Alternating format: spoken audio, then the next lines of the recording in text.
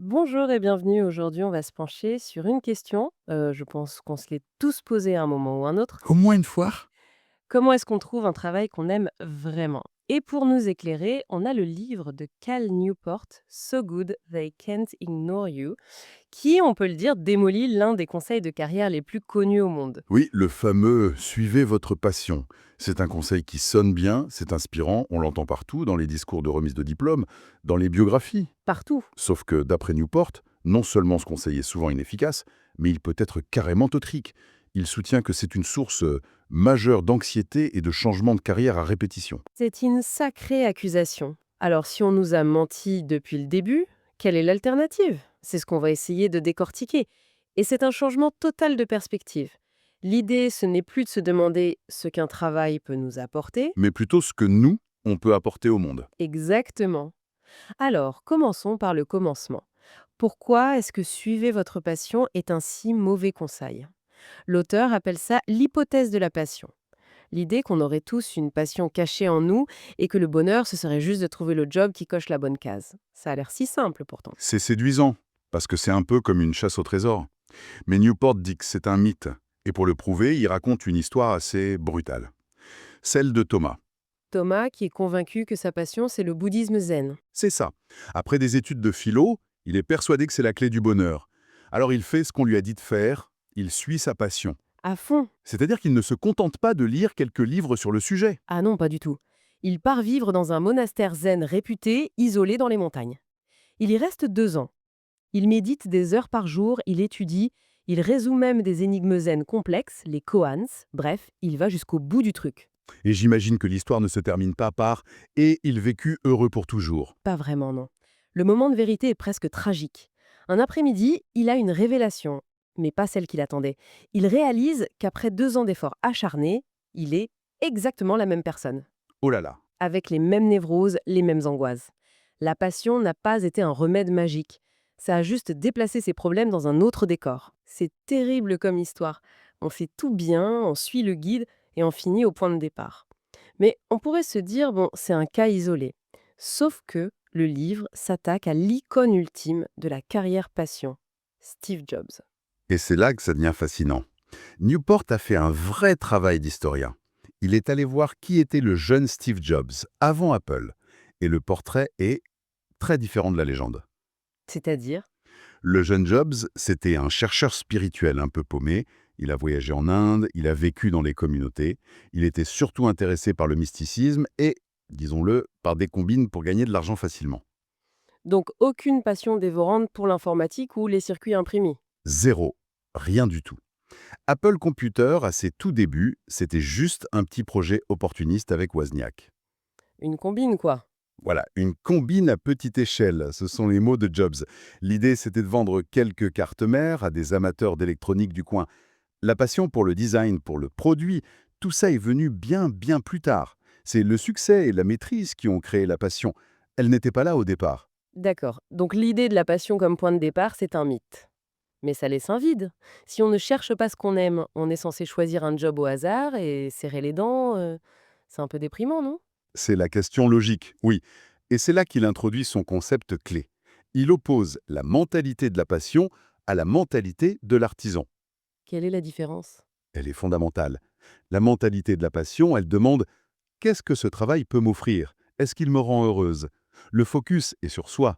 D'accord. La mentalité de l'artisan, elle, inverse la question. Elle demande: quelle valeur suis-je en train de produire? Comment puis-je devenir excellent dans ce que je fais? L'artisan se concentre sur sa compétence, sur la qualité de son travail. Et ça nous amène au titre du livre, qui vient de l'acteur Steve Martin. Quand on lui demandait des conseils, il disait toujours: soyez si bons qu'ils ne pourront pas vous ignorer. L'idée, c'est que les compétences rares et précieuses, sont la vraie monnaie d'échange.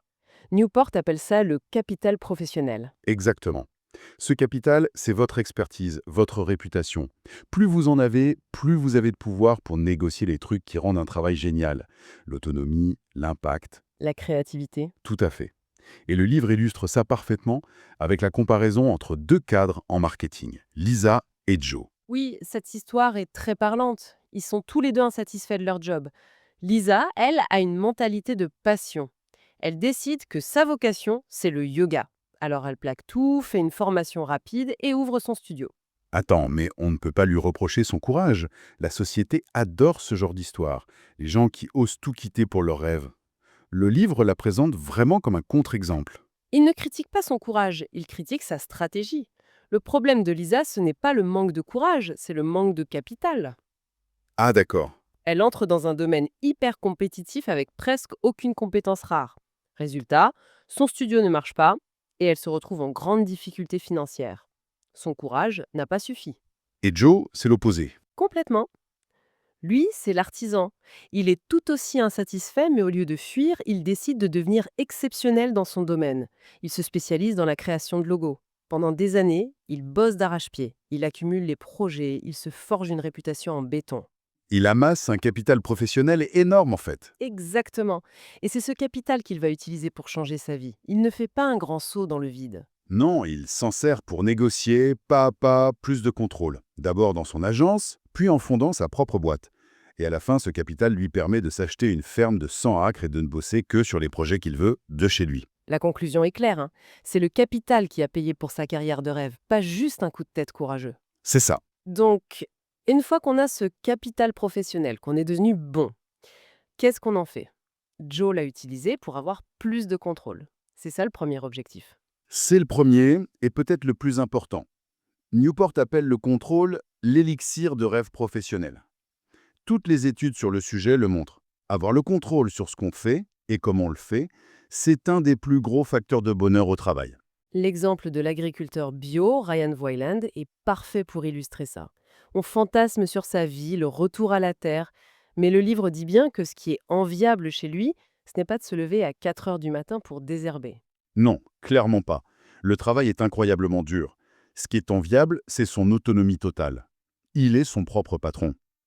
Mais cette autonomie, il l'a pas eue du jour au lendemain. Il l'a construite. Il a commencé à développer ses compétences d'agriculteur à l'adolescence et il a passé une décennie à accumuler le capital nécessaire pour pouvoir acheter sa ferme. Le contrôle a été la récompense de sa maîtrise. D'accord. Donc l'objectif, c'est d'échanger son capital contre du contrôle. Ça paraît simple. Mais le livre nous met en garde contre deux pièges. Oui, et ils sont redoutables. Le premier, c'est de vouloir le contrôle avant d'avoir le capital. C'est l'erreur de Lisa, la prof de yoga. Elle voulait l'autonomie sans l'expertise. Et le deuxième piège? Il est plus subtil. Il arrive au moment où vous avez enfin assez de capital. C'est précisément là que votre employeur, qui sait très bien ce que vous valez, va tout faire pour vous retenir. Attends, c'est un cercle vicieux. Le moment où je suis assez bonne pour devenir autonome, c'est le moment où mon patron va me mettre des menottes dorées pour me garder. C'est un peu ça. Votre valeur pour l'entreprise entre en conflit avec votre propre projet. C'est un point de friction énorme. Alors, comment on s'en sort? Newport propose une règle très pragmatique, inspirée d'un entrepreneur, Derek Sivers, la loi de la viabilité financière. Qu'est-ce que c'est que ça? C'est un test simple. La loi dit « Ne poursuis un projet qui t'offre plus de contrôle que si tu as la preuve que des gens sont prêts à payer ». Payer, ça peut être un client qui achète, un éditeur qui te donne une avance. Un signal objectif du marché, en fait. Voilà. Ça te dit « Oui, ton capital est réel, ce projet est viable ». Ça évite de se lancer juste sur un coup de tête. C'est un bon garde-fou. Donc on a le capital, on l'échange prudemment contre du contrôle. On pourrait s'arrêter là, non? C'est déjà pas mal? C'est déjà une très belle carrière. Mais pour Newport, il y a un niveau au-dessus. Il manque encore un ingrédient, la mission. La mission. Oui, un objectif qui unifie tout, qui donne un sens profond à ton travail. C'est ce qui te donne de l'énergie le matin, même quand c'est difficile. L'exemple de la chercheuse de Harvard Pardis Sabeti est assez incroyable. Oui, elle est généticienne et sa mission, c'est de combattre les plus anciennes maladies du monde grâce à la génétique. C'est une mission tellement puissante que ça transforme son travail, qui est hyper exigeant, en une source de satisfaction immense. Mais là encore, ça paraît un peu inaccessible. Comment on se trouve une mission quand on n'est pas une chercheuse de génie à Harvard? On retombe dans le même piège que la passion, non? C'est une très bonne objection. Et le livre y répond. Une mission, comme la passion, ça ne se trouve pas, ça se construit. Et pour ça, il faut d'abord atteindre ce qu'il appelle l'état de l'art dans son domaine. Être à la pointe. Il faut être à la frontière de la connaissance. C'est seulement de là qu'on peut apercevoir ce qu'il nomme le possible adjacent, l'espace où se trouvent les vraies innovations. Donc, pour avoir une mission, il faut être un expert. Il faut avoir un capital professionnel solide, oui. Et une fois que tu as une intuition, une direction, la stratégie, c'est pas de tout miser d'un coup. La stratégie, c'est de faire des petits paris. Des petits paris. Ce sont des projets concrets, à petite échelle, pour tester une idée et avoir un retour rapide du monde réel. C'est exploratoire. L'histoire de l'archéologue Kirk French est un exemple génial de ça. Raconte. Kirk French est un archéologue universitaire. Sa mission, c'est de rendre l'archéologie plus accessible, plus sexy. Un jour, son département reçoit un appel un peu dingue d'un type qui pense avoir trouvé le trésor des Templiers, dans son jardin. La classe. Ses collègues ignorent l'appel. Lui, son petit pari, ça a été de prendre sa petite caméra, d'y aller et de filmer sa rencontre avec le type. J'adore. Il n'a pas écrit une demande de subvention, il a juste filmé un truc. Exactement. Et cette petite vidéo brute, amusante, est devenue son prototype. Il l'a montré, ça a plu, et ça lui a permis de décrocher une émission sur Discovery Channel. Le petit pari a validé son idée et a transformé sa mission en réalité. Il y a un dernier élément que le livre ajoute, un côté presque marketing. Oui, la loi de la remarquabilité. Pour qu'un projet de mission réussisse, il doit être remarquable. C'est-à-dire que l'idée doit être si originale que les gens ont envie d'en parler. Et il faut le lancer au bon endroit. Voilà, dans une communauté où le bouche à oreille peut se propager facilement.